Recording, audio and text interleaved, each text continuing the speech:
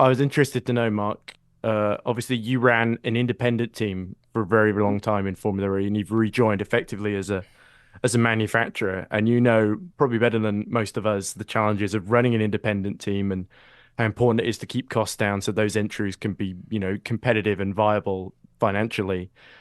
Should the focus, in your view, be on opening up development and that technology and for the big manufacturers, or should it be more towards, trying to keep the costs down and keep the racing competitive and stuff that adds to the show rather than necessarily adds to the technology? Because I imagine you have a very interesting view on this from both sides of the fences. As I've got more and more involved in the development of the actual powertrain. I've realized, like any motorsports, you can find all sorts of areas you didn't expect were going to open up in front of you. So when people say there's nothing left to work on, I think that's because they've given up or something. I think because I've seen some pretty impressive things that we've been doing over the last year or so, and I'm going to gather that the other teams will have been doing the same.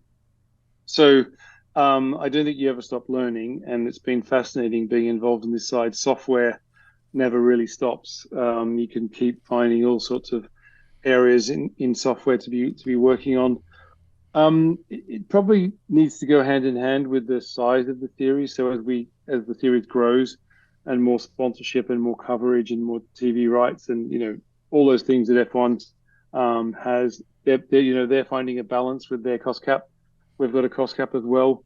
So I think you keep things within a cost cap that matches the size of the series, and what sponsors and others can justify as an investment in the series. So I think you do need to keep it fairly even and follow along with the growth basically. So it's a little bit of a complicated answer, but it It needs was a to complicated question. I mean, that's fine, Mark. yeah it needs to be. So let's just say F1's got a good balance now, I think, where they've got the right perhaps the right cost cap, the right viewership, etc. And we obviously need to find the same balance in Formula E. And as we grow, we can open up competition in more areas as the series itself grows.